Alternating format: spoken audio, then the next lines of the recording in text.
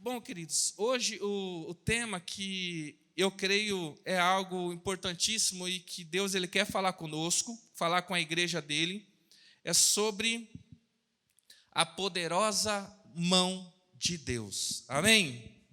Eu não sei aqui, alguns que são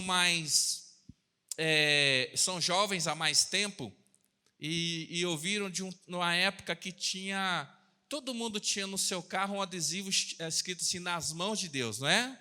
Foi um pastor que fez um movimento a partir de Campinas e viralizou isso aí, e não tinha a potência como na internet hoje, mas todos, até hoje, você vê um carro, outro, e você compra, você vai no camelô, tem esse adesivo nas mãos de Deus. E sendo para quem colocava no carro ali uma declaração de que a casa dele, a família dele, a vida dele está nas mãos de Deus, não é verdade? E eu creio, queridos, que Deus, né, porque a palavra diz assim, ele é poderoso, ele também, a sua mão é poderosa, amém? Então, todos nós temos o desejo de estar guardados pelo Senhor. E estar nas mãos de Deus significa muito. E tem um versículo que eu quero iniciar com ele, e quero convidar você, o primeiro versículo está lá em 1 Pedro, capítulo 5, versículo 6.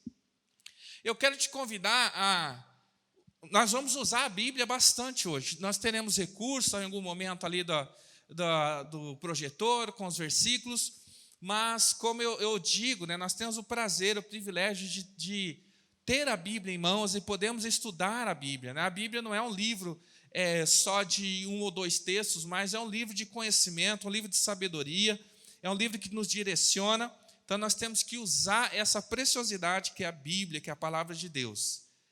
Então nós vamos ler alguns versículos e para você saber como que a Bíblia está conectada, né, a verdade de Deus com o Antigo Testamento, o Novo Testamento, Jesus e muito para falar conosco. Então, estar debaixo da mão de Deus,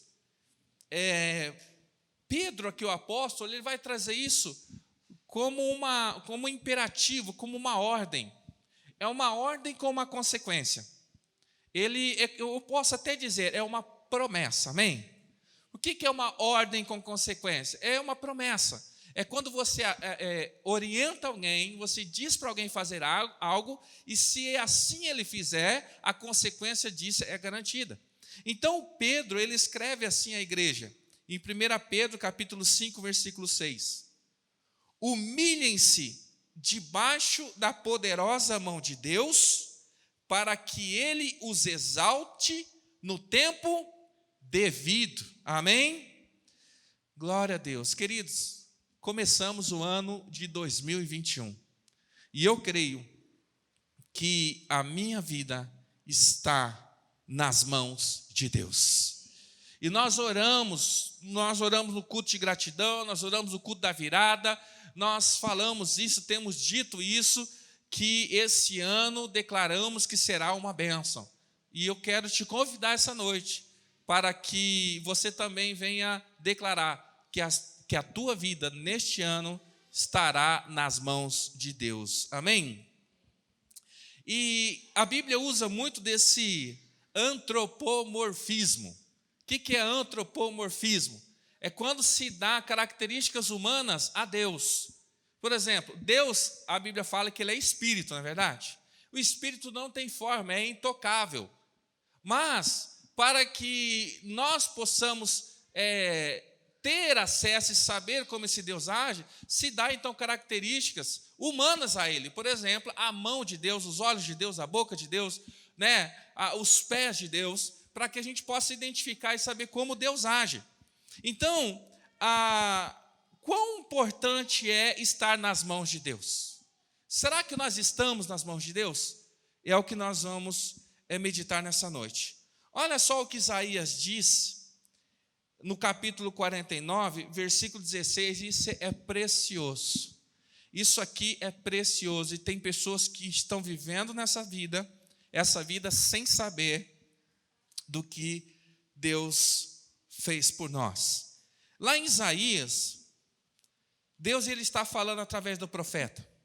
Eu gravei você nas palmas das minhas mãos. Tá? Nós vamos seguir hoje. Irmãos, agora nós temos, vou até falar, né, nós temos aí tanto o computador da transmissão e o computador da mídia aqui. Então, nós temos auxílio também aqui o pessoal está trabalhando bastante aí. Não é só o Marco Aurélio, não, tá? Que posta, que faz lá as postagens, né? Mas toda a equipe da mídia trabalhando bastante e do som também, né?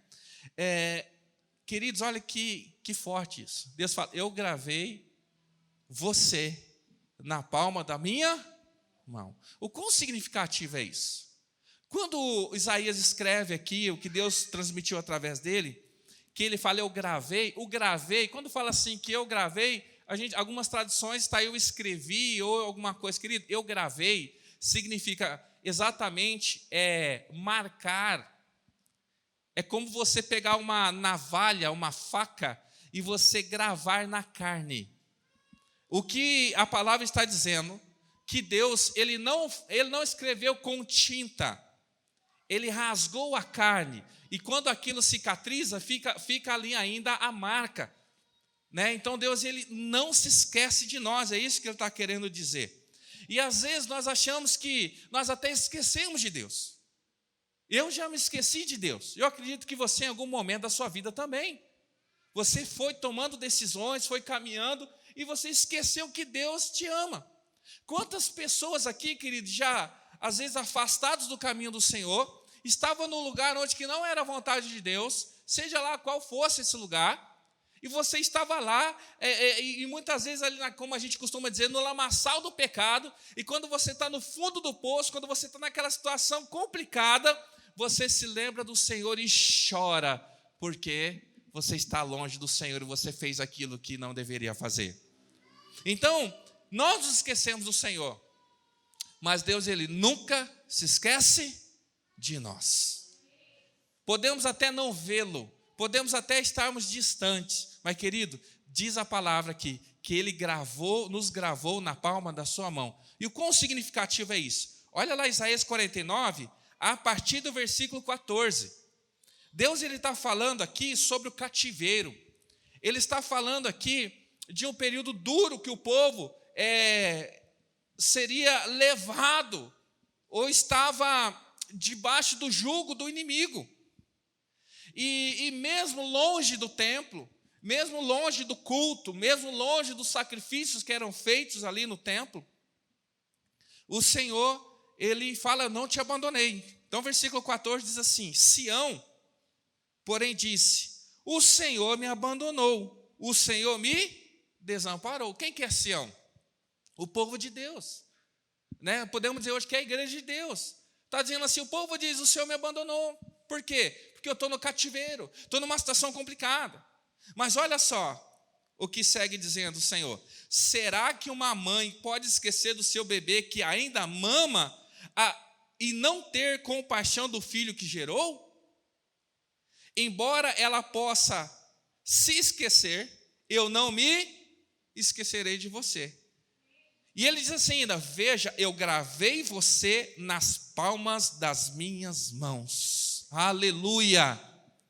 Há quem diga que essa prática de gravar o nome na palma das mãos eram das mães que foram para a Babilônia, foram levadas cativas na Babilônia, e no processo de ser levada pelos babilônicos até o cativeiro, mulheres que estavam grávidas ou estavam com filhos recém-nascidos que amamentavam, e os seus filhos morreram durante essa viagem até o cativeiro, e as mães, porque não puderam nem enterrar os seus filhos ou visitar o túmulo deles, o que elas faziam? Elas pegavam uma navalha e gravavam o nome deles na palma da mão, e por toda a vida, por mais que ela não pôde ver o filho crescer, ela estava com aquele filho ali dizendo, eu jamais vou me esquecer dele. O Senhor está falando, não importa o quão distante, o quão você acha que eu me esqueci, mas o Senhor ele nunca se esquece de nós. Deus ele não se esquece jamais. Agora, se Deus nos escreve na palma da sua mão, o que nós escrevemos na palma da nossa mão? Olha também o que diz Isaías 44. Isaías 44, versículo 5. O que tem escrito nas tuas mãos, igreja?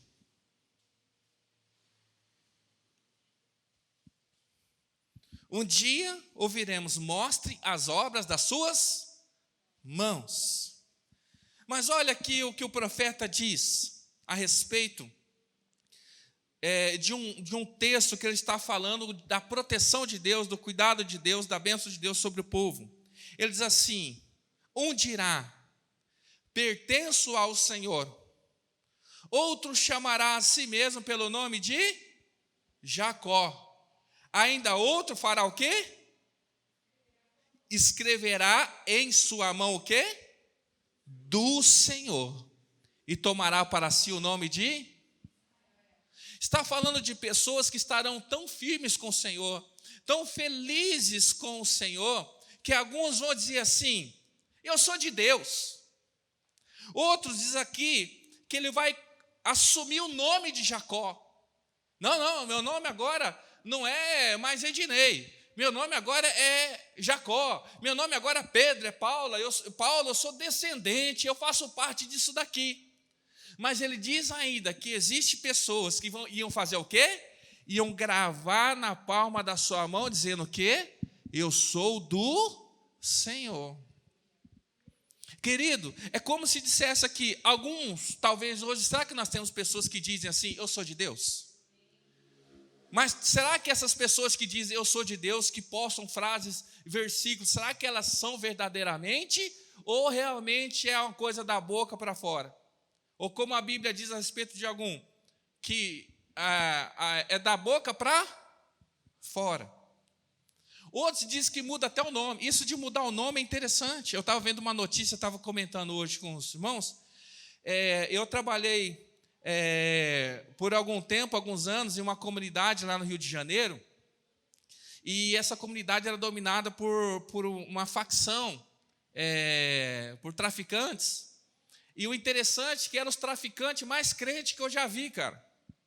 Porque esses traficantes, eles tinham boa conduta, eles eram dizimistas e eles oravam todo dia antes de começar o turno deles de vigiar dentro da comunidade. Eu estou falando, eu convivi, eu morei dentro dessa comunidade, eu fui missionário morei nessa comunidade por um ano, vivi lá dentro, cuidando de crianças, vendo gente morrer, vendo os conflitos entre o tráfico e o policial e tudo mais. Então eles saíam às 18 horas em frente à base missionária onde a gente trabalhava, eles se reuniam, faziam uma roda, davam as mãos, oravam o Pai Nosso e falavam: Senhor, nos proteja contra o nosso inimigo e tal. E a maioria deles era o quê? Dizimistas. E uma que me chamava a atenção: qual que é o seu nome? José. E o seu? Lucas, Mateus, João. Todos tinham nomes bíblicos porque eram filhos de mães que eram crentes e oravam ali pelos seus filhos. Agora, será que eu dizer que eu sou do Senhor apenas, ou mudar o meu nome, isso garante que eu sou do Senhor alguma coisa? Mas ele fala que tem aqueles que assim como o Senhor fez, de gravar o nome na palma da mão, também gravavam: eu sou do Senhor. Sabe como símbolo de que é isso? De um escravo, que ele é marcado com ferro, dizendo: eu pertenço a esse dono. Então é aqueles que vão ao ponto de gravar na sua própria carne que pertence ao Senhor. Tem pessoas que fazem tatuagem com o nome de pessoas, da namorada, da esposa ou do marido, enfim, e depois termina esse relacionamento. O que ele faz com aquele nome lá? A pessoa às vezes tem vergonha. Querido, mas eu digo uma coisa: se você gravar na tua carne, no teu coração, no teu espírito que você é do Senhor, você jamais terá vergonha do Senhor, porque Ele nos ama, Ele cuida de nós. Que seja profunda a marca que esteja no teu coração, que você é do Senhor, para que ela nunca se apague e você nunca se esqueça quem é o teu Deus. Amém? Mas Deus, Ele, profeticamente, Ele nos deu uma marca que nos identificasse. Olhe para a tua mão. Olhe para a tua mão. Tem uma marca aí, não tem? Que marca é essa? que tem escrito na tua mão? Olha aí. Não foi eu que escrevi. Tem uma letra na palma da sua mão. Que letra é essa? Que letra que é? Na minha tem um M. Tem um M na sua? Sabe por quê? Porque você é multiforme. Deus sabia. Deus já te marcou dizendo assim: eu vou adorar o Senhor naquele lugar porque eu sou multiforme, amém? Então, onde você for, quando você olhar na palma da sua mão e falar assim: eu sou multiforme, Deus me chamou, não tem como eu fugir desse chamado. Então, não tem como eu fugir da presença dEle, amém?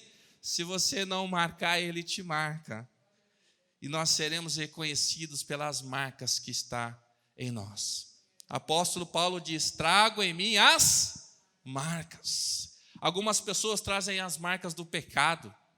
Pessoas que não têm uma boa saúde porque viveram no pecado e o fruto desse pecado foi alguma coisa que gerou na sua saúde. Mas, irmãos, nós somos marcados pelo Espírito Santo de Deus. Amém? Aleluia. Mas eu quero dizer para você que estar nas mãos de Deus não é uma opção. Ah, pastor, então não adiantou eu colocar o adesivo na Bíblia, no carro, dizendo que eu estou nas mãos de Deus? Não adiantou, porque todos nós estamos nas mãos de Deus. Estar na mão de Deus, querido, não é uma opção, é uma condição. O Senhor sustenta o universo. O Senhor é que determina os caminhos. O Senhor é que comanda tudo. Nada e ninguém foge do domínio soberano do nosso Deus, e Ele governa a terra com mão poderosa, amém? Pastor, mas quem disse? Isaías capítulo 43, versículo 13. O que diz Isaías 43, versículo 13? Desde os dias mais antigos eu o sou, não há quem possa livrar alguém da minha mão, agindo eu, quem pode impedir? Aleluia! Querido, não há quem possa desfazer o que eu fiz. O que ele fez? Ele tem um domínio sobre todas as coisas. Você não precisa colocar um adesivo em lugar nenhum declarando que você está nas mãos do Senhor, porque todos nós estamos. Volto a afirmar, estar nas mãos de Deus não é uma opção, é uma condição. Agora, tem o lado bom de estar nas mãos de Deus e o lado ruim de estar nas mãos de Deus. Nós começamos essa meditação com o que Pedro ele diz, dizendo o seguinte: humilhem-se debaixo da poderosa mão de Deus, e no tempo oportuno, o que ele vai fazer? Exaltar. Então, eu quero dizer para você, quem se humilha debaixo da mão de Deus, esse será exaltado no momento oportuno. Mas quem não se humilha debaixo da mão de Deus, ele não será exaltado, mas ele permanece debaixo da mão de Deus. O que eu quero meditar com a igreja hoje é o que significa estar nas mãos de Deus. Independente se nós queremos ou não, Ele tem um domínio sobre nossas vidas. Ele escolheu o dia que você nasceu, e Ele sabe o dia que eu e você vamos morrer.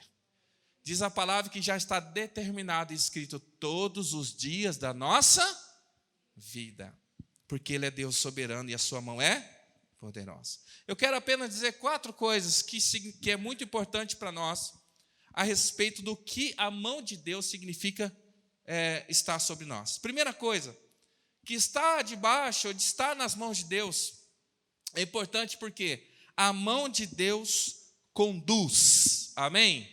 Ela direciona, ela aponta caminhos, ela nos respalda. E eu quero usar como base isso. Há um texto que todos nós sabemos aqui, o Salmo 23, não é isso? O que o salmista diz lá? Que ele nos conduz, que o Senhor é o meu pastor e nada me... A partir daí, o salmista, ele desenha uma jornada onde Deus, como o supremo pastor, ele conduz a nossa vida como uma ovelha. E qual é o final dessa jornada? Qual é o final? Uma mesa, um banquete. Querido, lembra o que Pedro disse? Que quem se humilha debaixo da mão de Deus, diz que o final será exaltado. O que o salmista está dizendo no Salmo 23 é que o Senhor o conduz por pastos verdejantes, por vale da sombra da morte. Existem inimigos ali, mas o final da jornada dele é uma mesa, é um banquete. Ele é exaltado, ele é honrado e diz ainda que é na frente dos seus inimigos. Então, como pastor, o Senhor nos conduz com a sua mão por um caminho que no final dela será um lugar de deleite. Você crê nisso? Se você crê, não se desespere, não desista. Talvez você está vivendo a fase dos pastos verdejantes, mas talvez você esteja nesse momento atravessando o vale da sombra e da morte. Independente de onde você esteja, não largue das mãos do Senhor, porque o final dessa caminhada é um lugar, é um banquete, é um lugar de vitória, é um lugar de cuidado, é um lugar de óleo sobre a cabeça, é um lugar da presença do Senhor. E como Deus, Ele conduz as nossas vidas hoje. Eu sei que lá a ovelha no pasto tem alguém que conduz, mas hoje o que isso importa para mim? Como que Deus ele continua conduzindo a minha vida? A Bíblia diz que antes, no Antigo Testamento, Deus ele falava pelos profetas. Eram homens que eram oráculo de Deus, era a boca de Deus.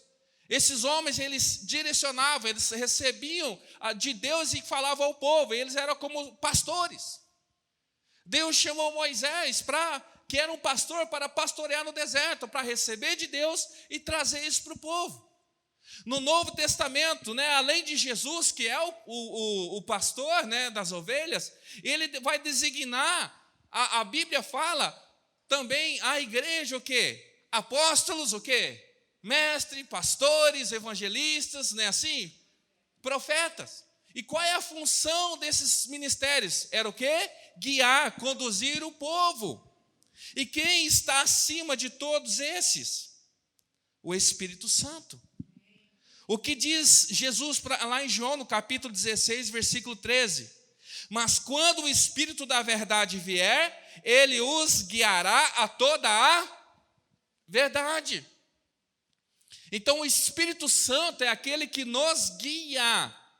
Mas Jesus também ele levantou ali dentro dos ministérios instrumentos, guiados pelo Espírito Santo para conduzir a tua vida, a minha vida, a esse lugar seguro.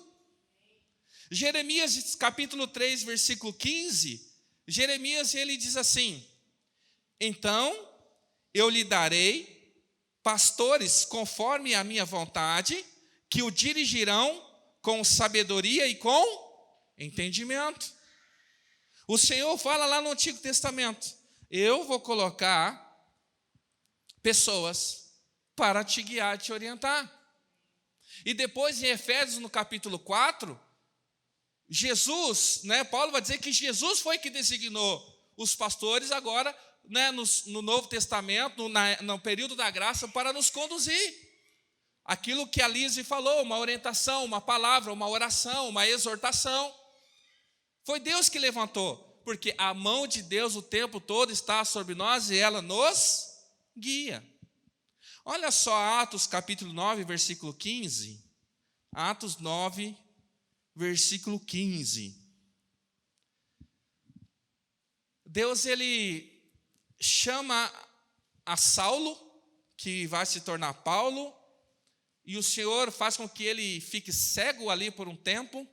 Então Deus fala para Ananias, que é um servo do Senhor. Olha só o que Deus fala para Ananias a respeito do apóstolo Paulo. Ananias estava com medo, porque Saulo era um perseguidor da igreja, e Deus fala para Ananias: vai lá e cuida dele. Ananias com medo, porque sabia que ele era perseguidor e matava crente. Mas olha o que Deus fala para ele. Atos 9,15. Vá, este homem é meu instrumento escolhido para levar o meu nome perante os gentios e seus reis, e perante o povo de... Irmãos, no capítulo 9, o Espírito Santo já tinha descido sobre os apóstolos, sobre o povo? Por que aqueles homens então não viviam só pela direção do Espírito Santo? Porque lá em Atos 2:8 veio o Espírito Santo sobre os homens, e ali agora eles tinham quem os guiasse. Porque no capítulo 9, Deus ele vai levantar alguém e fala: este é instrumento meu para guiar o povo. Porque Deus ele levantou pastores para orientar o povo. Então nós precisamos sim, irmãos. Então quando se levanta uma autoridade, o seu pai, um pastor, um líder sobre a tua vida, é a continuação daquilo que nós lemos, que Deus escreveu o seu nome na palma da mão dele, e Deus ele te guia, ele te orienta, ele não esquece de você, ele usa instrumentos para fazer isso daí. E quando nós estamos debaixo do cuidado de alguém, é que nós sentimos que nós somos amados. Querido, como é bom ter independência. Todos nós, quando estávamos na adolescência, ou quando estávamos jovens, talvez a maioria de nós pensamos um dia, eu vou alugar um apartamento, uma casa, eu vou morar sozinho. Quantos aqui já não quiseram isso? Coisa mais linda, eu vou lavar a louça a hora que eu quiser, vou acordar a hora que eu quiser, vou comer o que eu quiser, vou fazer o que eu quiser. É muito bom. Só que você já esteve morando sozinho e ficou doente e não tinha ninguém para cuidar de você? Não tinha ninguém que se importasse com você? Querido, Deus ele não se esquece de nós. Por isso que Ele levanta os seus pastores, os seus guias, os seus instrumentos para ser bênção na nossa vida. Só que nós temos algumas coisas, alguns problemas. Porque existem guias e pastores que o Senhor fala que lá através do profeta Jeremias, que Ele levantaria segundo o seu coração. Só que muitos desses guias não são segundo o coração de Deus. E olha só, existem pastores cegos. É o que diz Jesus lá em Mateus no capítulo 15, versículo 14. E o que Jesus fala a respeito desses? Naquele momento ele está falando sobre guias, fariseus, aqueles homens que ensinavam a palavra, mas sem entendimento. Ele falava, deixai-os, deixe-os. Não é isso que ele fala? Deixe-nos. Eles são guias cegos. Se um cego conduzir outro cego, ambos cairão no... Infelizmente, nós vivemos num tempo onde ainda temos líderes, guias, pastores, discipuladores, não sei como você quer chamar, cegos. O que significa que é um líder cego, um pastor cego? Que ele não consegue nem enxergar o seu próprio pecado, ou nem consegue entendimento sobre a palavra, como é que ele pode querer ensinar alguém? Existe sim. E a orientação que a palavra de Deus diz a respeito desse é deixai-os. Se em algum momento eu, pastor Ednei, como pastor dessa igreja, você perceber que eu estou cego, que eu não consigo mais enxergar a palavra ou a orientação de Deus, você tem que sair daqui o mais rápido possível, querido. Porque está fora daquilo que Deus estabeleceu. Agora, também existe pastores que nos convém. É o que o apóstolo Paulo diz lá em 2 Timóteo, no capítulo 4, versículo 3. Que chegaríamos em momentos, em tempos, onde pessoas teriam coceira nos ouvidos. O que é coceira no ouvido, gente? Coceira no ouvido é quando tem alguma coisa que te incomoda, não tem? Sabia que a palavra ela também incomoda? Quando a palavra ela bate na quina do nosso pecado, a gente começa a ficar incomodado. Aí quando a pessoa está incomodada com aquela palavra, diz o que é a palavra? Lá em 2 Timóteo 4,3. Que fariam pastores ou líderes pois virá o tempo em que as pessoas já não escutarão o ensino verdadeiro, seguirão os próprios o quê? Desejos, e buscarão o quê? Mestre que lhes digam apenas aquilo que agrada os seus. Graças a Deus isso não chegou até nós, né? Graças a Deus a gente não sofre com isso, né? Irmãos, existe aqueles pastores que nos convêm. Ai, eu estou tão carente, eu quero ouvir uma palavra de bênção. Ah, tem um irmão lá que prega sentado no banquinho, com umas luzinhas piscando no fundo. Ele fala, Deus, Ele te ama tão poderosamente. Aí você, ai, como eu sou o querido de Deus. Essa é a hora de você assistir o trovão lá, o trovão, tem um trovão? Irmão, a mão de Deus vai pesar sobre a tua vida. A gente não quer, irmão. Essas pregações a gente só gosta de ouvir para olhar para o lado e falar, eita Deus, está vendo aí? Irmão, você não procura aquilo que agrada o teu ouvido. Se estamos nas mãos de Deus, Ele sabe o que é melhor para nós. Mas nós vivemos num tempo onde as pessoas elas selecionam o que elas querem ouvir. Sabe o que significa isso? Dá um papel, uma caneta na mão do teu filho e fala: filho, escreve para mim o que você quer comer durante um mês. Você escolha o que você quiser. Você vai escolher café da manhã, almoço, janta e as sobremesas todos os dias. Você dá a liberdade, papai vai seguir a risca a dieta que você vai colocar aí. Faz essa experiência. O que você acha que vai escrever lá? Daqui 30 dias teu filho está irreconhecível. A internet é uma maravilha, é uma bênção, querido, mas é uma maldição quando nós não sabemos aquilo que nós vamos comer. Então, a palavra aqui, Paulo, ele vai dizer para Timóteo a respeito disso, e para a igreja: olha, tem pessoas que não querem ouvir porque está coceira no ouvido, então eles vão fazer o próprio cardápio, pede no iFood. Agora, existe ainda aqueles que nem pastores têm, que a palavra de Deus lá em Judas, no capítulo 1, no versículo 12, o que o apóstolo está dizendo? Que ele fala, eu já até um outro dia citei a respeito disso, a respeito de pastores como pedras submersas, né? Vamos ler aqui: quando esses indivíduos, sem o menor constrangimento, pode passar, participam de suas refeições de celebração ao amor do Senhor, pode passar, são como perigosos recifes que podem fazê-los naufragar, sim, são como pastores que só se preocupam consigo mesmo.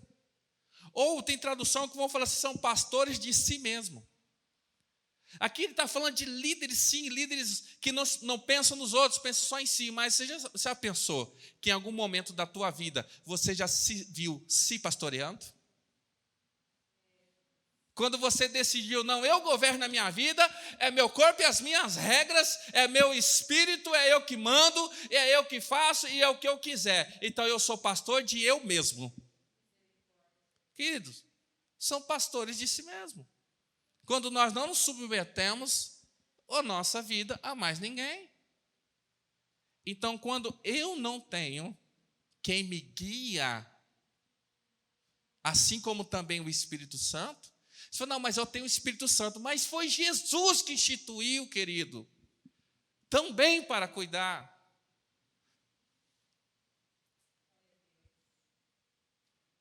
Mas que nós possamos estar nas mãos de Deus e sermos guiados pelo Espírito Santo e pelos instrumentos que Ele colocou para cuidar das nossas vidas. Amém? Então, a mão de Deus nos conduz. O que é conduzir? É orientar, guiar. Mas a mão de Deus também nos induz. O que é induzir? Induzir é uma maneira de você persuadir alguém e de meio que uma maneira forçada você levar ela para algum lugar. Não é isso? Ela induziu, ela foi induzida, ela foi meio que obrigada, ela meio que não teve saída, ela teve que ser, porque Deus ele faz isso com a gente também. Querido, às vezes a gente está tão debilitado, às vezes a gente está tão fora de centro, a gente está tão fora daquilo que é os propósitos de Deus, mas Ele nos ama tanto que Ele nos induz, Ele nos empurra, porque sozinho a gente não sabe a direção. Você sabe um cara que Deus induziu muito ele? É um profeta poderoso. Querido, só que se você olhar e se você ler com atenção no livro, ele não faz porque ele quer. Ele diz que ele fala porque a mão do Senhor está empurrando ele. Sabe quem é? Ezequiel. Ezequiel é um profeta extraordinário. Ele é extremamente usado por Deus. Só que Deus leva ele a lugares onde as pessoas não iam querer ouvir ele. E ele não estava bem, não. Ele estava bravo. Se você ler Ezequiel, parece que toda hora ele está chutando a mesa. Ele está falando que estão fazendo isso, estão fazendo aquilo outro, não tem ninguém na brecha. Ele parece que é um cara nervoso, Ezequiel. Olha só, Ezequiel capítulo 1, versículo 3. O chamado ali, a palavra que vem a ele como profeta. Ezequiel 1:3. Então agora nós vamos ouvir que a mão de Deus nos induz também. A palavra do Senhor veio ao sacerdote Ezequiel, filho de Buzi, junto ao rio Quebar, na terra dos caldeus. Ali a mão do Senhor esteve sobre... Querido, nós vamos começar a entender. Se você procurar lá, colocar a mão do Senhor, vai aparecer Isaías inteirinho, um monte de versículos dizendo a mão do Senhor, a mão do Senhor. Mas olha só, quando Deus chamou ele, veio com ele, disse que a mão do Senhor estava com ele. Sabe que a mão do Senhor estava assim? Ei, lindão! A mão do Senhor veio sobre ele assim. Ele era alguém de Deus.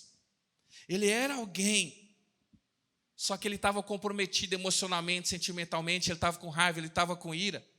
E às vezes, que se não for empurrão de Deus, nós não temos força para caminhar.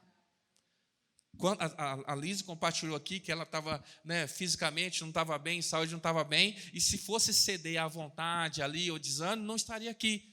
Mas se não for um salto, um pulo, não é que nem acordar cedo, Você tem que ter decisão, e às vezes você não pode, você não tem forças para se mover. Então vem a mão de Deus e dá um empurrão para você. Vai. Eu sabia que funciona isso? Assim, olha o capítulo 3, versículo 14. Capítulo 3, versículo 14. Olha só como que estava Ezequiel. Então, eu estou seguindo aqui, não dá para a gente ir detalhadamente. Então, o Espírito elevou-me e tirou-me de lá. O Senhor deu várias visões. Ele estava no lugar, o Senhor foi e tirou ele de lá. Aí ele fala assim: com o meu espírito cheio de quê? De amargura e de ira. E com a forte mão do Senhor sobre mim. Olha só, o Espírito me levantou e me tirou de lá. Saí amargurado e agitado. Mas a mão do Senhor era forte sobre mim. O que você entende quando você lê isso? Eu estava amargurado, eu estava irado, mas quem que me tirou de lá? A mão do Senhor. Olha, profeta maravilhoso, tremendo, usado por Deus. Ezequiel, ele foi o que foi, porque Deus estava conduzindo ele. Quantas vezes você e eu já nos sentimos que nós estávamos sendo arrastados por Deus? Porque se dependesse do coração de Ezequiel, ele estava amargurado, ele estava irado, ele estava com raiva, eu não saio para lugar nenhum, mas a mão de Deus estava sobre ele. Lembra de Jonas? O que acontece quando um profeta está chateado, está amargurado, está com raiva? Ele foge. E o que a mão de Deus faz? Traz ele de volta. Ele nem queria ir, ele acordou, ele estava na praia. Ele falou: mas rapaz, quem que me trouxe aqui? A mão de Deus. Talvez é o que você está falando assim: eu nem queria estar aqui, mas quem que me trouxe? A mão de Deus. Porque vai ter horas, queridos, aqui o nosso coração, a nossa carne está tão cega, que Deus assume o controle para salvar nós de nós mesmos. Tem hora que a gente está tão debilitado, a gente está tão cheio talvez de pecado ou de raiva, que o Senhor interfere para nos livrar de nós mesmos. Então Ele também induz. Lembra do apóstolo Paulo que queria ir para um lugar, veio o anjo do Senhor e falou assim: não, você vai para outro lugar. Não, mas eu tenho que ir para quê? Ele falou assim: você vai para lá. Porque o Senhor, Ele sabe qual é o melhor caminho para nós, amém? Olha só Ezequiel 37, versículo 1, o último aqui de Ezequiel, para você entender como que a mão de Deus, ela também nos induz. Em um outro momento, lá na frente, ele vai falar assim, aqui já está naquela visão conhecida, dos ossos secos. A mão do Senhor estava sobre mim, e por seu Espírito, Ele me levou a um vale cheio de... Ele quis ir lá. Ele falou: que legal, vou ver ali o que tem depois do barranco. Foi isso? Quem que o conduziu para lá? A mão do Senhor pelo seu Espírito. Quem que conduziu Jesus pelo deserto? Nós ouvimos isso semana passada. O Espírito. Sabe, querido? Não fique achando que porque nós perdemos a vontade de fazer alguma coisa, que Deus ele desistiu de nós e que Ele não vai nos induzir a fazer aquilo que Ele quer. Às vezes, como eu disse, Ele sabe a tua limitação. Ele sabe que você não tem força. Mas Ele coloca pessoas, instrumentos no teu caminho para dizer para você: ei, vamos. Sabe quem é aquele verdadeiro amigo? Quem é alguém que é extremamente usado por Deus para te abençoar? Não é aquele que fica curtindo todas as suas postagens e comentando tudo aquilo que você faz. Mas é aquele que tem uma hora que bate na tua porta, chega para você e fala assim: vamos seguir firme com o Senhor. Você fala: não, eu não quero mais. Eu falo assim: eu não vou te deixar para trás, você vem comigo, é de qualquer jeito. Ah, mas não tem desculpa. É interessante, né? Eu admiro a minha esposa, porque ela tem um dom de deixar a gente sem argumento. E as pessoas, alguns obreiros, quando eles querem fazer alguma coisa, tipo assim, faltar de um culto, por algum compromisso, alguma coisa, eles vêm perguntar para mim. Porque aí eu sou constrangido a dizer que não, pode ir. Mas, querido, ela consegue organizar a vida da pessoa e consegue encaixar os eventos tudinho. E depois você sai de lá e fala: mas você não sabe, porque ela consegue, ela te induz para um caminho de uma maneira que você não precisa abrir mão daquilo que você tinha para o Senhor, porque ela consegue encontrar os caminhos. Isso é um dom, acredito. E é bom, é bênção, não tem desculpas. E o Senhor, Ele faz isso conosco. O Senhor já colocou alguém chato do seu lado, do seu caminho? Alguém que fica te chamando, alguém que fica te lembrando? Sabe por quê? Porque Ele escreveu o seu nome na palma da mão dEle e Ele não esquece. Por isso que o Senhor nos conduz. Muitas vezes é pelo Espírito e não pela nossa vontade. E aí que eu quero dizer para você: deixa Deus te induzir. Deixa Deus te conduzir. Não se coloque como opositor da vontade de Deus. Descanse, porque Ele sabe o que é melhor para nós. Amém? Então, a mão de Deus, ela nos conduz, ela puxa, ela orienta, e ela também nos induz. Talvez você está vivendo num momento que você está sendo induzido pelo Senhor, porque se dependesse da tua vontade, você não prosseguiria. Eu quero dizer para você: seja bem-vindo ao time. O Senhor, Ele faz isso conosco também. A terceira coisa que eu posso dizer a respeito da mão de Deus é que a mão de Deus é protagonista. O que é protagonista? Quem que é o protagonista da novela? É o ator principal, não é isso? É aquele que gira em torno dele a ação ou do filme, ou do que seja. É dele o desfecho, né? E é da mão de Deus, como eu estou falando, a mão de Deus é protagonista de muitas coisas da nossa vida. Por exemplo, 2 Crônicas, capítulo 30, versículo 12. 2 Crônicas 30, 12.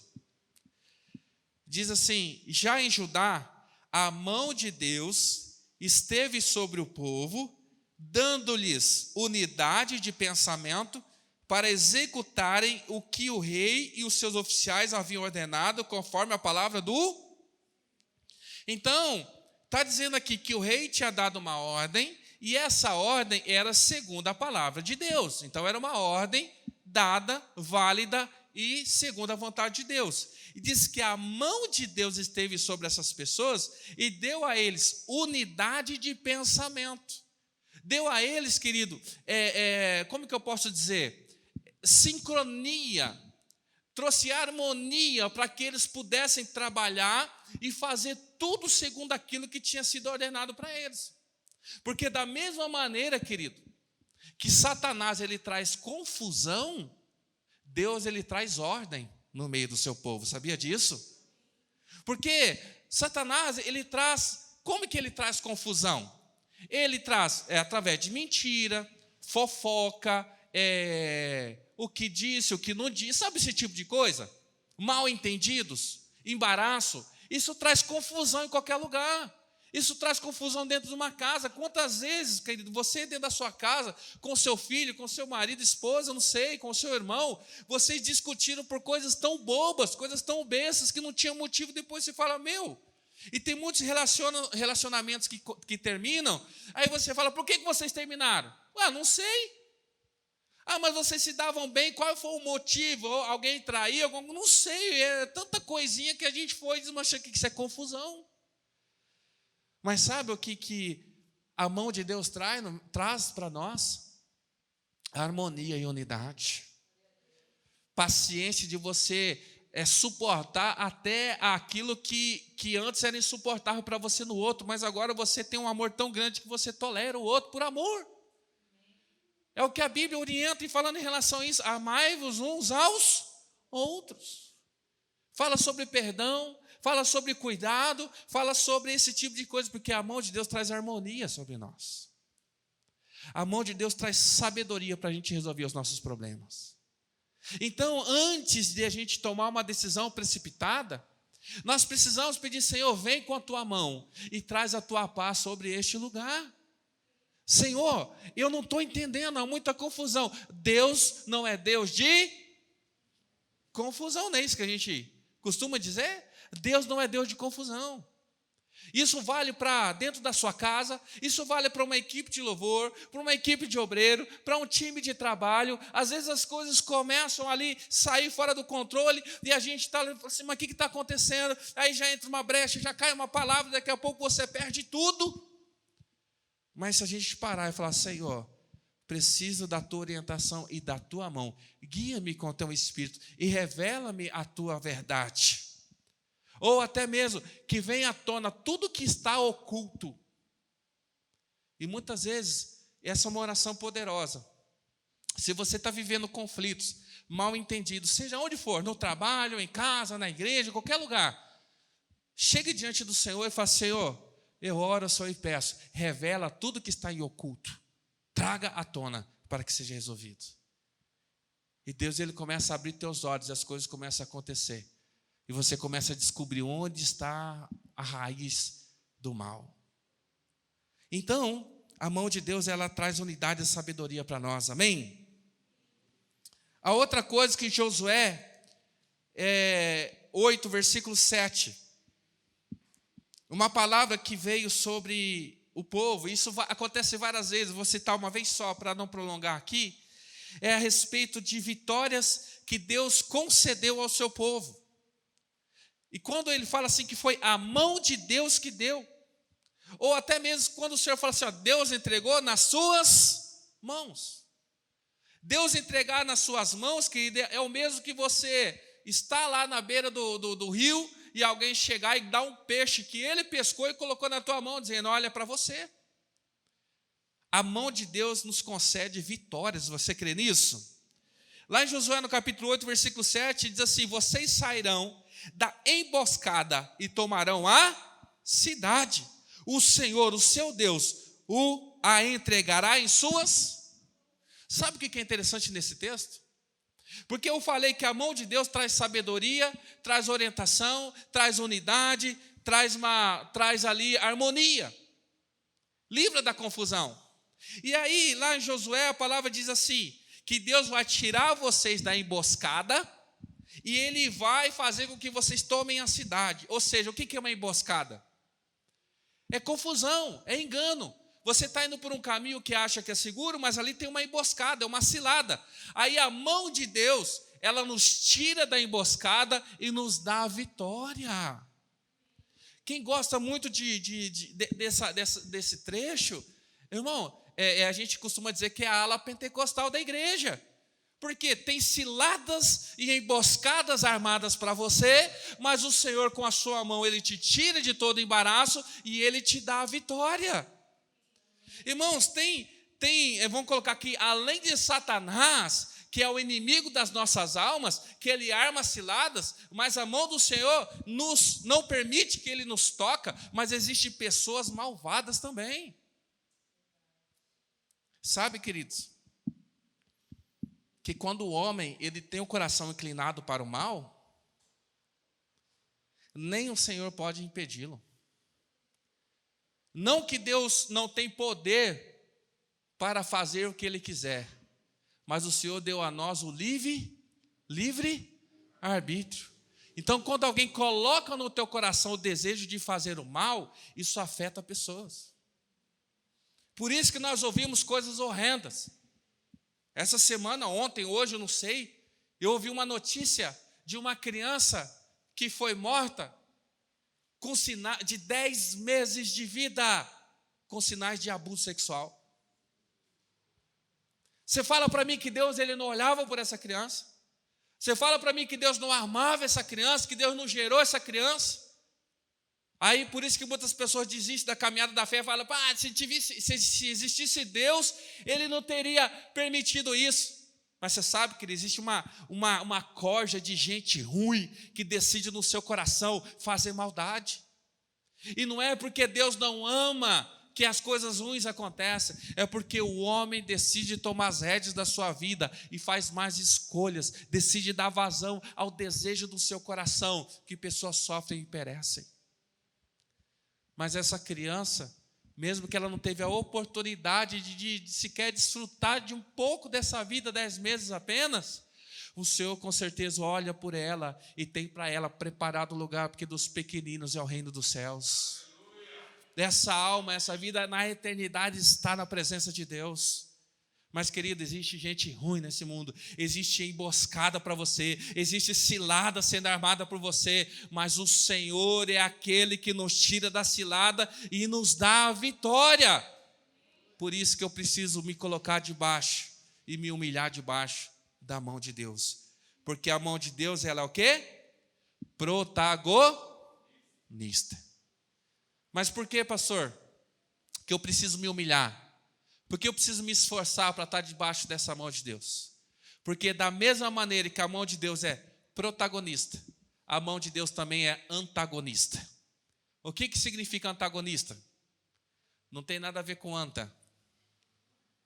Antagonista significa aquele que é contrário, aquele que faz oposição. Querido, da mesma maneira que a mão de Deus é protagonista e nos dá vitória sem mesmo a gente ter condições de adquiri-la, de conquistá-la, a mão de Deus é protagonista, que ela vai contra todo aquele que se opõe a Ele e à sua vontade.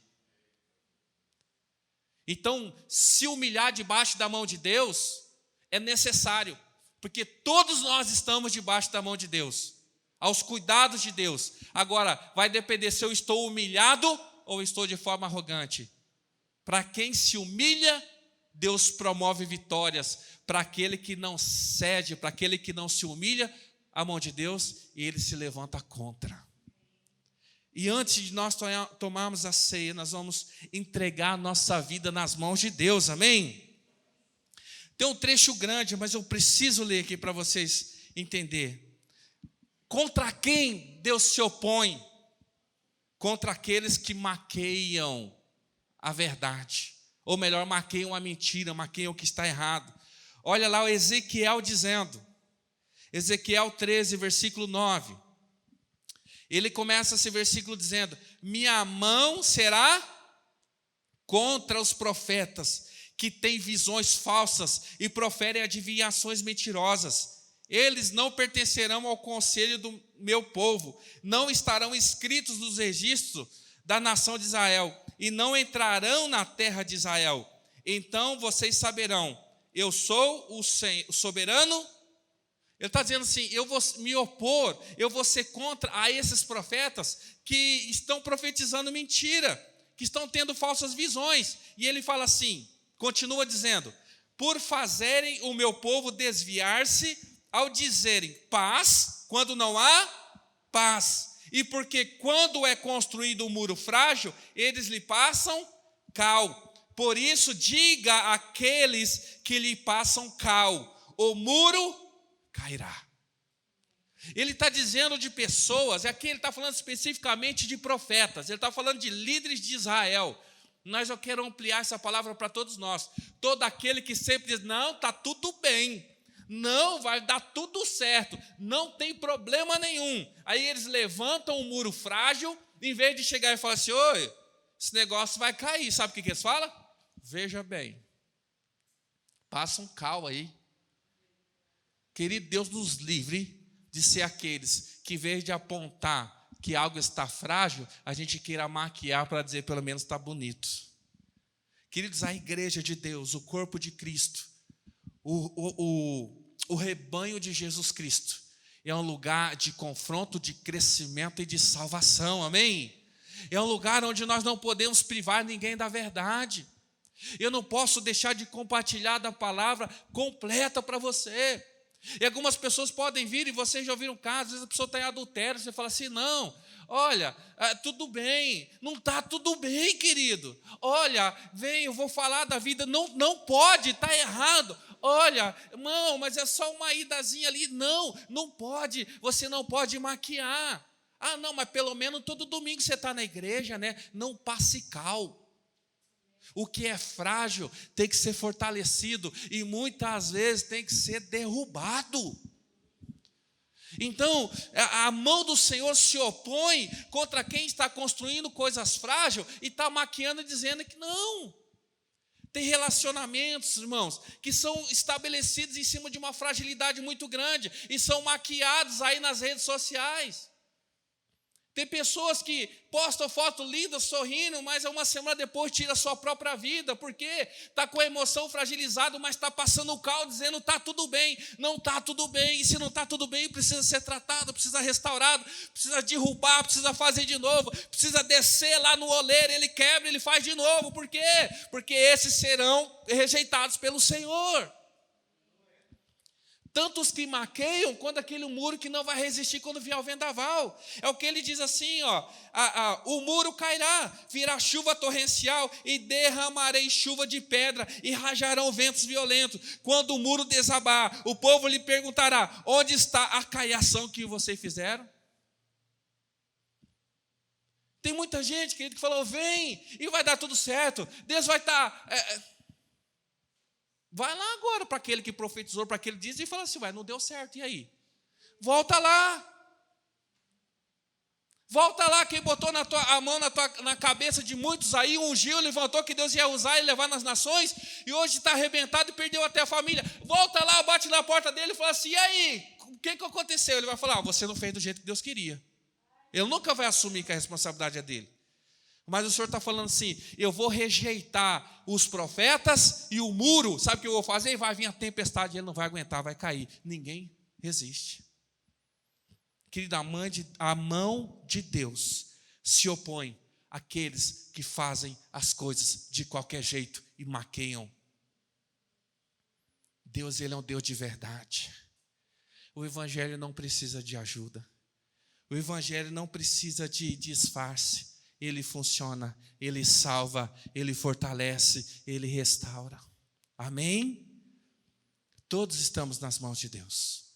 Mas contra alguns, diz que ele é antagonista, porque ele não aceita maquiagem.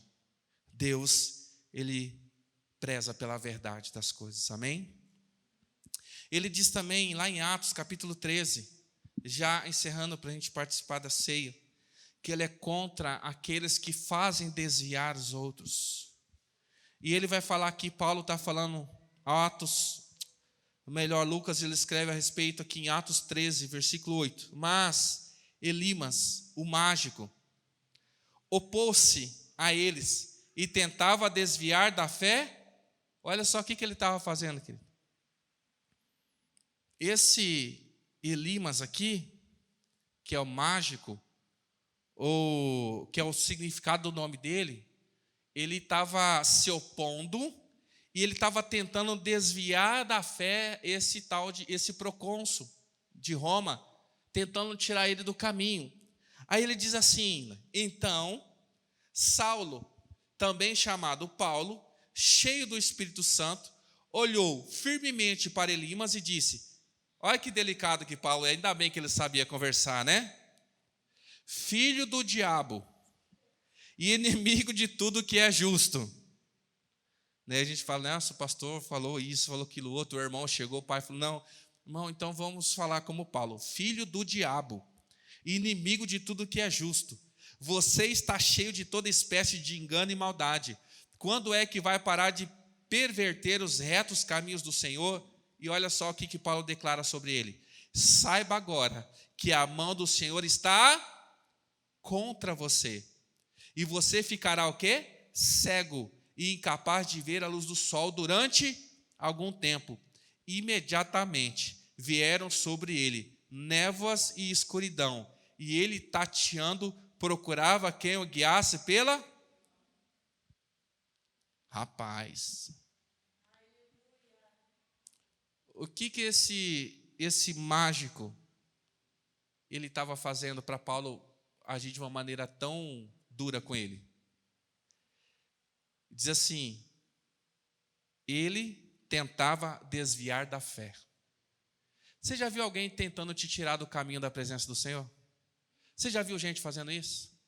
Você já viu gente que era crente, firme mesmo, postando coisas, falando mal da igreja, falando mal da fé, Você já viu isso? Imagina Paulo hoje, nos comentários, filho do diabo. Você que tenta desviar os firmes da fé, declara agora, né? Vai queimar o seu celular, né? Que ele dá, você vai ficar cego. Olha só, interessante. Essa afirmação, por mais que pareça muito dura, eu tenho uma interpretação interessante. Porque a mão de Deus, ela, no caso, se opõe, não é? Qual é o fim aqui? Diz que ele imediatamente vieram sobre ele névoas e escuridão, e ele tateando procurava quem o guiasse pela mão. Ao mesmo tempo que parece uma sentença, Paulo, se você vai ficar tão desnorteado que você vai voltar pedindo me ajuda, alguém me guia novamente.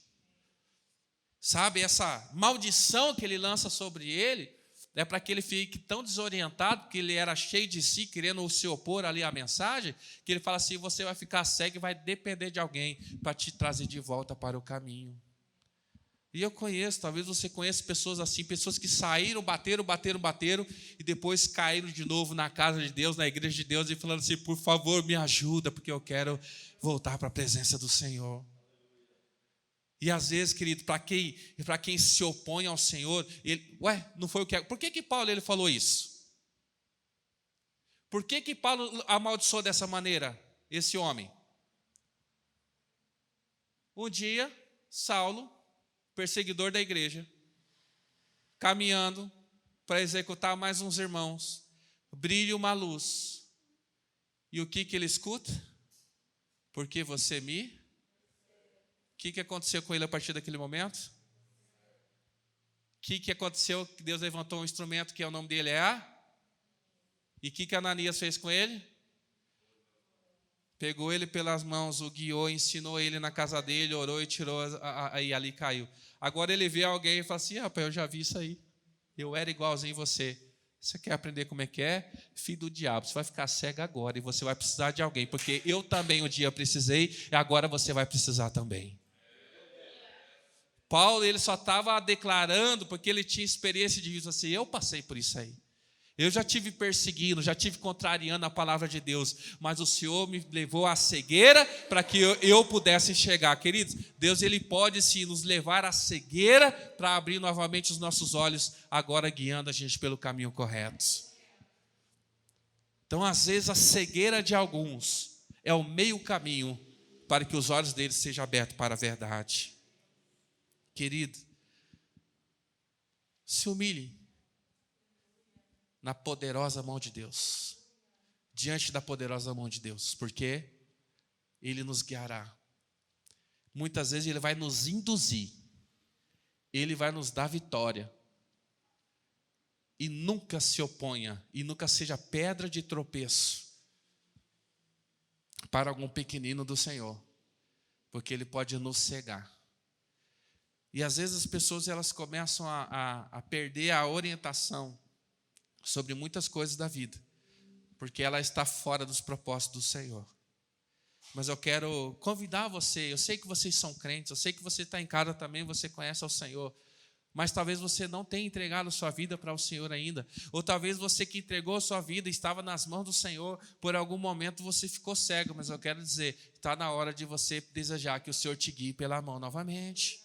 Talvez você já esteve sendo guiado, já ouviu Deus de perto e tal, mas se tornou um opositor do Evangelho, agora está cego e não mede mais as suas ações, o Senhor está falando assim, ei, e diz assim, E ele, tateando, procurava quem o guiasse pela mão. E o Senhor colocou instrumentos dele neste lugar para pegar você pela mão e guiar para o caminho correto, que é a verdade dele na palavra. E saiba você, cada um de nós, todos nós temos o chamado de Ananias, que é estar com pessoas que estão cegas e trazer elas para a luz. Porque tem aqueles que são guias cegos, que não conseguem guiar um cego, e os dois caem no... Sabe quem que é um guia cego? Ah, não, eu vou começar a namorar aquele rapaz, mas ele não conhece ao Senhor. Não, mas eu vou guiá-lo pelo caminho da verdade. Mas ele é cego, minha filha. Mas eu vejo, pastor. Fique em paz. Guiarei ele pelo caminho da verdade e da justiça. Eu sou o caminho, a verdade e a vida, e eu vou mostrar para ele. E aí a pessoa que achava que enxergava que é cego, guiando outro cego, dois cai no buraco. Mas aquele que é instrumento de Deus é como Ananias, que ele chega perto daquele que é cego, e ele orienta, ele ora, ele abençoa, até o ponto que aquele abra os olhos e torne a ver o que é correto, o que é verdade. O Senhor te chamou para ser aquele que vai conduzir pessoas para que sejam guiados pela mão do Senhor. Igreja, esse lugar é o lugar onde nós vamos receber todo tipo de gente, seja cego que eu digo na visão espiritual do que é a verdade. Tem pessoas que não enxergam nem quem é Deus e até não enxergam a sua própria vida. Mas nós seremos os chatos que teremos que dizer a verdade a eles. Agora, o dia que nós passarmos a ser uma igreja que fica passando cal, dizendo para não, está tudo bem. Ah, não, uma puladinha de cerca, não tem problema. Ah, não, mas isso aí não dá nada não. Dá sim, querido, porque Deus vai cobrar da minha vida e vai destruir a tua. Então, nós não somos, eu não sou pintor espiritual, viu? Ficar passando cal na vida de ninguém, não. E quando Jesus lá na frente, ele vai falar a respeito de algumas pessoas dizendo que vocês são sepulcro. O que é um sepulcro caiado? Passa-se cal em um túmulo, porque o cal ele inibe o mau odor daquele cadáver e ele deixa bonitinho lá o túmulo. Aí ele fala, vocês são sepulcro caiado, ou seja, por fora está pintadinho de cal, mas por dentro é só podridão. Que o Senhor tenha misericórdia de nós, igreja. Que quando Ele olhar para nós, possamos até não estar muito bem por fora, né, Sérgio? Mas assim, por dentro... Ele, irmão, me perdão, meu irmão, porque essa semana ele não me confrontou. Ele falou, pastor, está valendo na palavra, que vieram os rapazes e chamaram o profeta de careca. E veio 2 ursos, ele foi sábio, ele falou, tá. Ele achou o versículo, então, perdão, irmão. Eu vou pegar outro que tem cabelo aí para mim. Eu vou escolher outro aqui, então, para me falar. Irmãos, mas às vezes a nossa aparência por fora, às vezes a gente tem crente que às vezes ele não consegue esconder o desânimo. Você já viu gente que não consegue esconder? Ele dá a paz do Senhor. Você está bem, irmão? Mais ou menos. Você fica até preocupado com ele. Mas ele no fundo, no coração, ele está na presença, ele está lutando, ele está renunciando, ele está, sabe, de uma guerra, ele está ali vencendo. Mas por fora, ele está até meio caidinho. Mas no dentro, irmão, ele é um gigante que está lutando e está vencendo. Então, não vamos passar cal. Vamos ser verdadeiros. E para concluir, eu quero até já te convidar a se colocar de pé para orarmos por essa palavra e ceiarmos. Nós temos o maior exemplo de todos.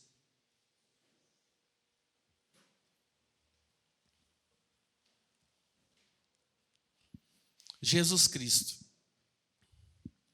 o Deus encarnado, aquele que está sentado à direita de Deus Pai. Aquele que toda a humanidade, todos os povos, todas as nações se prostrarão e reconhecerão que Ele é o Senhor de toda a terra. Ele que é o Senhor dos senhores, o Rei dos reis, no momento mais difícil, no momento mais doloroso da sua vida, no momento mais angustiante, no momento mais terrível que Jesus vivia em toda a sua jornada que ele viveu na terra. Quando ele estava na cruz, quando ele estava lá crucificado, e as mãos que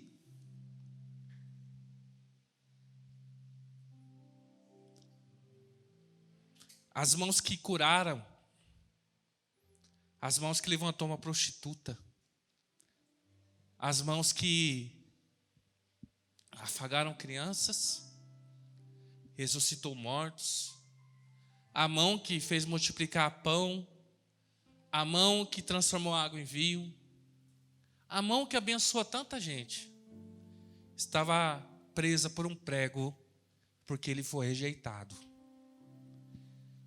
No momento mais difícil do ministério da vida de Jesus, quando ele tinha sido açoitado, chicoteado, tinha sido cuspido, e ele via a sua mãe chorando. Querido,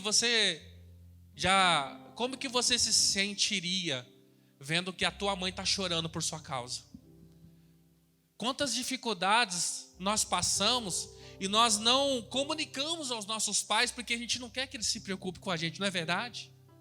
A gente quer privar eles desse, mas olha, Jesus, ele não tinha como, ele estava preso, e a mãe dele olhando para ele e sofrendo, e pessoas zombando, ele ainda tendo que naquele momento olhar para o céu e falar assim: Deus perdoa porque eles não sabem o que fazem.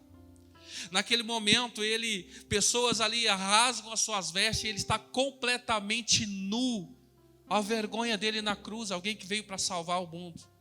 E ele ali pelado, totalmente nu, ensanguentado, conseguindo sentir a fragrância de um perfume que um dia alguém derramou sobre ele, e aquilo era muito forte.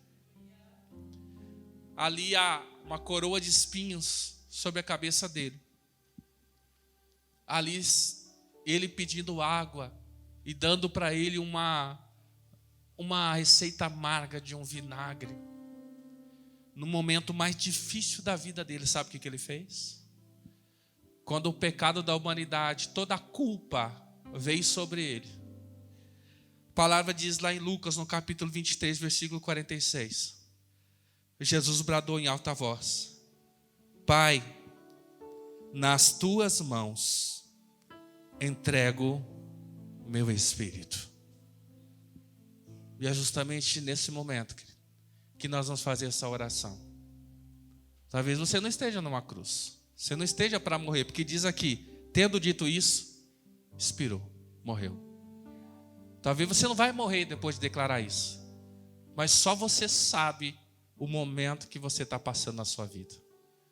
Talvez seja um momento que pessoas traíram, talvez seja um momento que expectativas não foram supridas, talvez seja um momento que você tem visto pessoas sofrer, você sofrer e você não pode fazer nada, porque você está ali amarrado com alguma situação, ou ao contrário, pessoas estão sofrendo por sua causa, mas você também não pode fazer nada. Mas é nesse momento que Jesus, ele, cumprindo a sua missão, ele declara: Pai, nas tuas mãos entrego o meu espírito. Sabe o que eu entendo? Que ele parou de lutar. Sabe por que ele parou de lutar? Porque quando ele estava sendo acusado, ele mesmo disse: ninguém tira a minha vida, eu mesmo matou. Ninguém podia matar Jesus. Por isso que a gente fala: foram os seus pecados que mataram. Não. Ninguém tinha poder. Ele diz: ninguém tira a minha vida, eu mesmo a. E no momento mais intenso de sofrimento dele, ele decidiu entregar a vida dele. Porque ele me amou, ele te amou. E sabe para que ele entregou? Nas mãos de Deus. Porque quando entregamos nas mãos de Deus, é certo de que Deus sabe o que faz. Sabe o texto que nós lemos no início? Que Pedro diz: humilha poderosamente, ou se humilha sob a poderosa mão de Deus, e o que ele vai fazer? Jesus, que ninguém podia tirar a vida dele, ele decidiu entregar por amor a nós e por obediência a quem? Quem que enviou Jesus? João 3,16. Deus amou o mundo de tal maneira que... Alguns dizem assim, Jesus falou, não, eu vou. A Bíblia fala que Deus falou assim, Jesus, você vai. Aí Paulo fala lá em Filipenses que ele se esvaziou de sua... Ele se humilhou. Ele se colocou de obediência à poderosa mão de... E quando ele suspirou, ele entregou nas mãos de Deus, e ele diz assim, que está completada a missão. A palavra que Pedro, nós começamos a ler, se completa na vida de Jesus, que no momento oportuno, ele será exaltado. Ele diz que Jesus ele foi recebido, está no alto e sublime trono. Ele é o Rei de toda a glória. Ele é exaltado, e é o que nós fazemos aqui na igreja, exaltando a Ele. E da mesma maneira que Jesus se submeteu à vontade do Pai, se humilhou, suportou tudo isso, e Ele se entregou às mãos de Deus. Eu quero convidar toda a igreja, você que está em casa também, a fazer essa oração. Senhor, entrego nas Tuas mãos a minha vida. Senhor, entrego nas Tuas mãos as minhas emoções, o meu coração.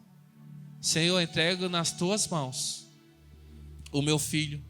Entrego nas Tuas mãos a minha mãe, o meu pai.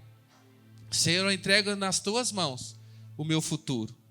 Senhor, entrego nas Tuas mãos o meu ministério.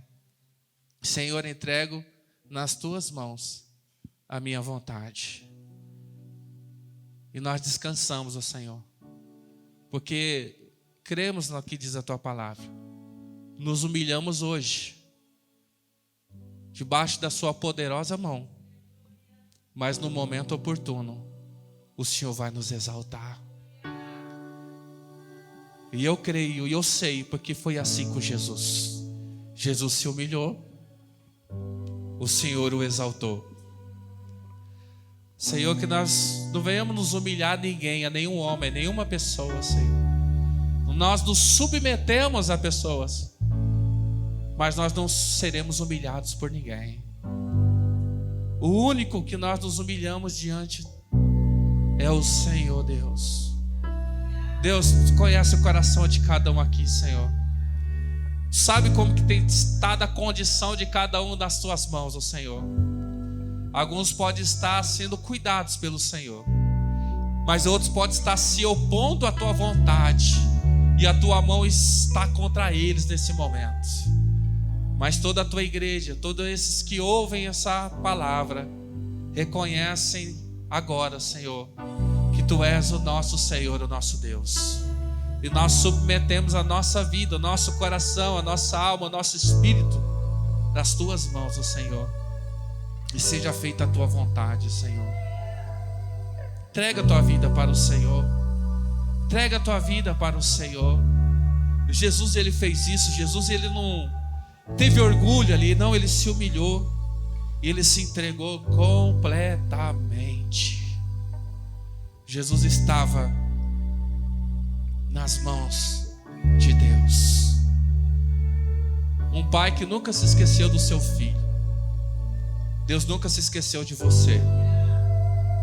Teu nome está escrito na palma da mão dele, e não escrita com tinta. Ela está marcada de tal forma que nada pode apagar. Senhor, nós como igreja nos humilhamos na Tua presença, Senhor. Clamamos, Senhor, vem com a Tua mão agora, Senhor.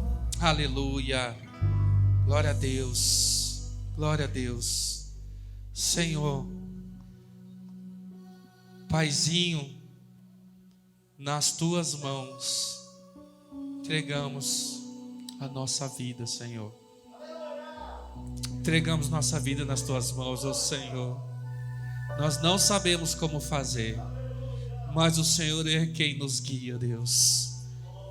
É o Senhor é quem nos guia, Senhor. Nós Te louvamos por isso, Senhor. Enquanto eu convido aqui os diáconos para se prepararem para a gente tomar a ceia. Se fosse para você fazer uma tatuagem hoje na palma da tua mão, o que você escreveria?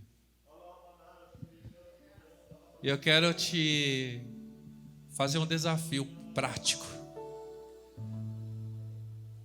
Irmãos, você tatuar o nome de alguém que você ama na mão, expressa o quanto que você ama essa pessoa, que você não vai sempre se lembrar dela, o que Deus fez conosco.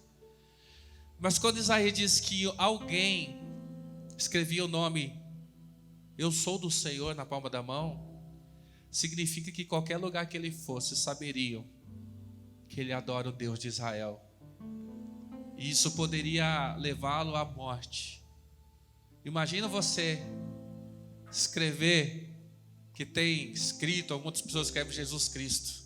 Aí Deus fala para você, o cara escreveu Jesus Cristo aqui no pescoço, o cara falou assim: agora você vai ser missionário lá no Irã, lá na Arábia Saudita. Ah não, mas agora você escreveu, vai lá anunciar com o teu pescoço agora, né? Não, tudo bem, mas essa mensagem, Jesus Cristo, pode te levar à morte. Isso não vai te levar à morte.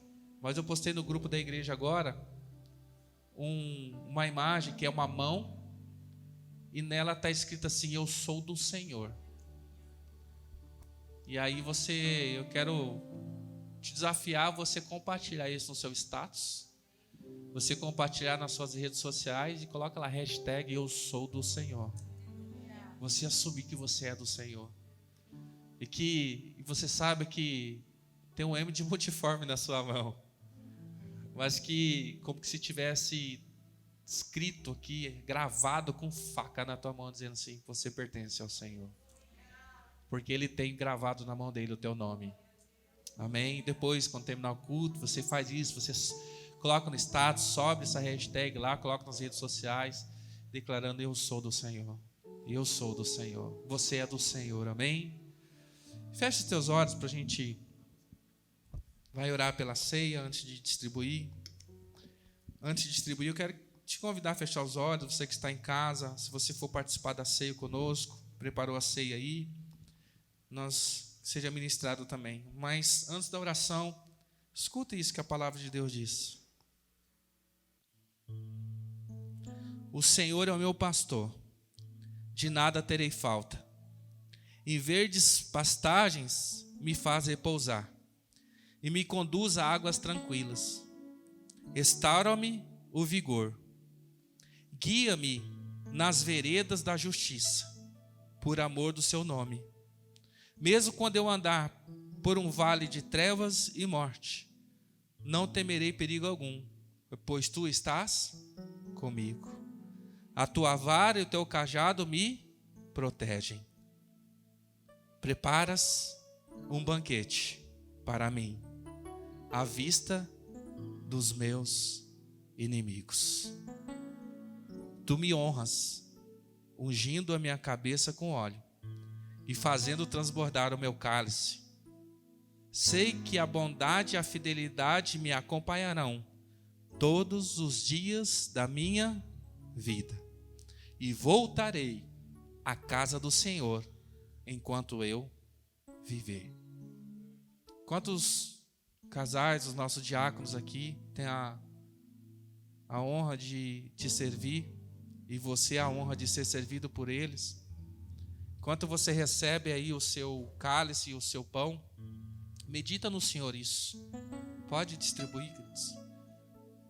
Medita aí. Você está nas mãos de Deus.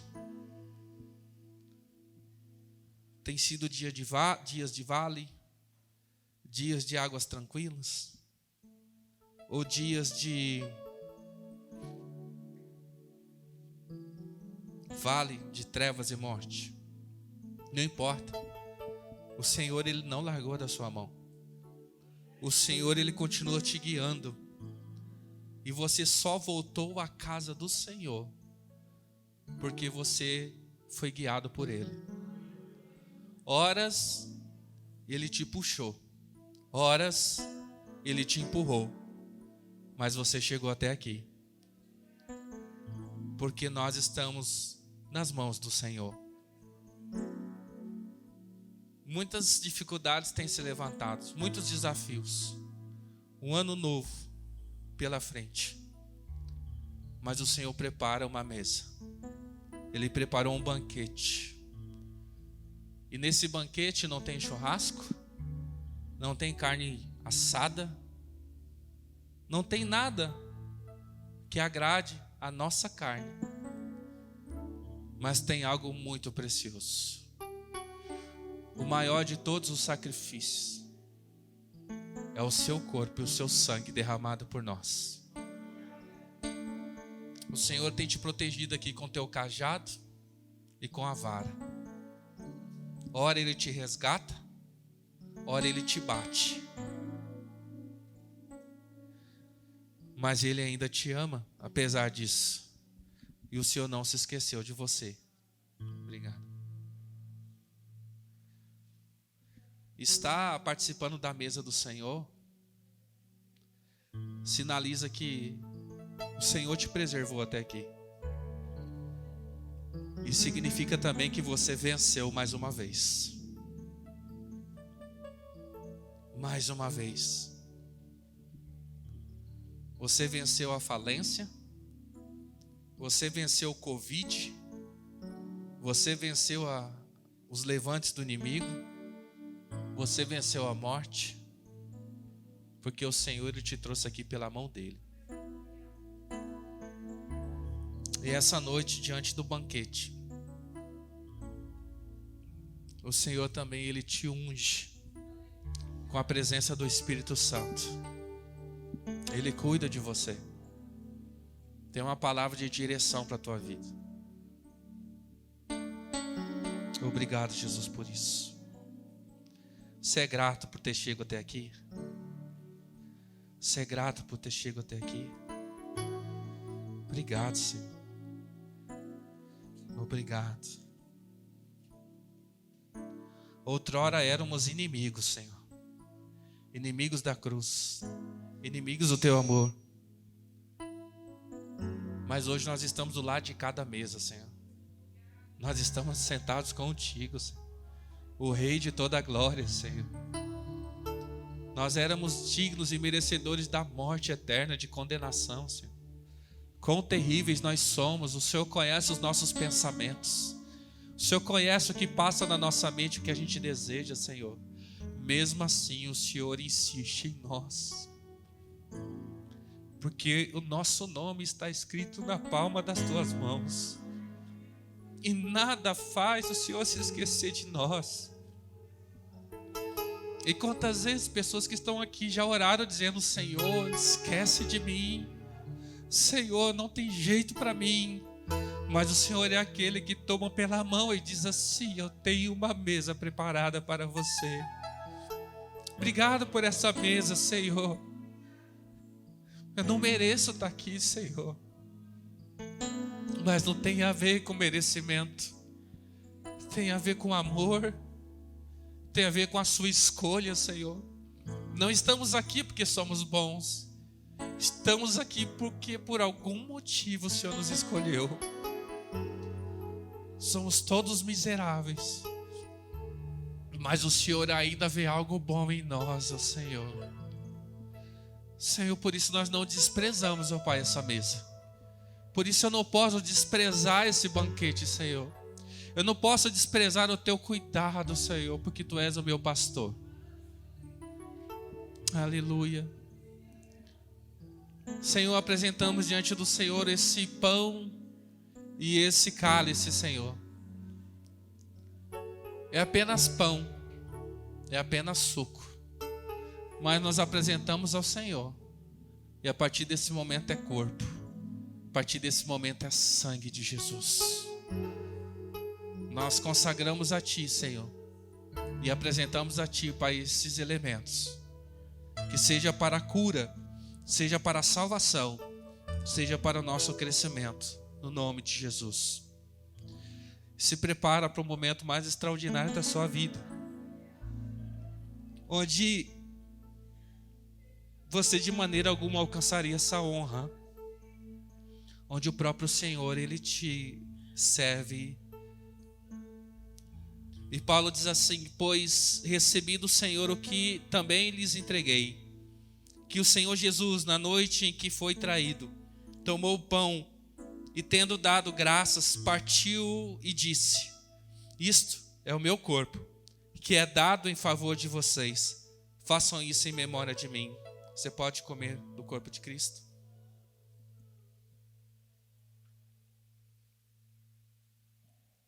Obrigado, Jesus. Tu és o pão da vida, Senhor.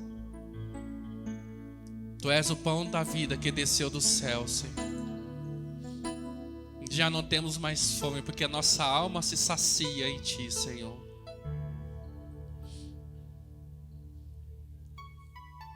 Que haja cura agora, Senhor. Que haja cura no físico, Senhor, agora, Senhor. Declara no nome de Jesus. Porque a Tua palavra declara que o Senhor foi moído, o Senhor foi entregue, Senhor, e tomou sobre si nossas dores, nossas enfermidades, ó Pai. E eu declaro agora, Senhor, pelo pão, pelo corpo, pelo Teu corpo, Senhor, que haja cura no corpo agora, Senhor. Que a inflamação seja desfeita agora no nome de Jesus, ó Senhor. Que a enfermidade saia agora no nome de Jesus, ó Senhor. Porque muitos estavam doentes, ó Senhor, mas pela ceia são curados, ó Senhor, no nome de Jesus.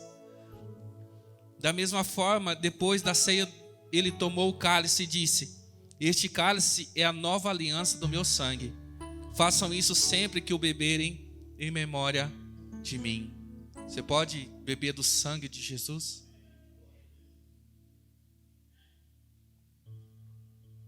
Aleluia. Sabe que da mesma maneira como esse sangue ele escorre para dentro de você, primeiro ele teve que escorrer para fora de Jesus. Isso é salvação para mim e para você. Essa é a transfusão de sangue que trouxe vida para mim e para você. Que nós estávamos contaminados, mas o sangue de Jesus mudou a nossa história. Receba o sangue de Jesus sobre a tua vida agora. Haja salvação sobre tua casa, sobre a tua vida. Haja perdão sobre os pecados que outrora você cometeu, mas o sangue de Jesus cobre uma multidão de pecados. Obrigado, Jesus, pelo teu sacrifício. Obrigado, Jesus. E eu te honre ao Senhor com as suas palmas. Honre ao Senhor com as suas palmas. Ele é digno. Ele é exaltado. Ele já foi exaltado. Outrora se humilhou, mas agora Ele é exaltado. Tu és exaltado, Senhor. Obrigado, Jesus. Aleluia. Aleluia. Amém. Então, estenda as suas mãos para receber do Senhor a bênção. E compartilha lá. Não seja um filho de Deus secreto, mas declare a todos os cantos, a todos que te conhecem, que a tua vida é do Senhor. Eu sou do Senhor, amém? Obrigado, Deus, obrigado. Senhor, eu peço que a tua poderosa mão seja sobre a tua igreja, Pai, nesse ano de 2021, Senhor. Para proteger, para promover, ó Senhor. Para guiar, ó Senhor. É a tua mão, ó Senhor. A mão do Senhor. Eu lembro, Senhor, do testemunho, Pai. Isso está marcado na história. Que na guerra dos 6 dias, ó Senhor, quando várias nações se levantam contra Israel, ó Senhor. E soldados nações que planejaram em um só dia destruir a nação. Vários inimigos agindo ao mesmo tempo, Senhor, contra a nação que o Senhor chamou. E há relatos na história que diz que até hoje tem tanques de guerra abandonados no deserto. E testemunhos de soldados egípcios de outras nações, que quando eles iam com seus carros de guerra contra Israel, diz que se levantava no meio do deserto uma mão gigante. E essa mão, ela vinha contra os tanques de guerra. E esses homens que iam contra o povo de Deus fugiam pelo deserto, deixando lá os seus carros de guerra. Não sou eu que digo, é a história que diz, o Senhor, reconhecido por homens em relato desses que viram a tua mão agindo para proteger o teu povo. Da mesma maneira eu oro e declaro sobre a tua igreja, Senhor, que a tua poderosa mão seja o escudo e seja a fortaleza, Senhor.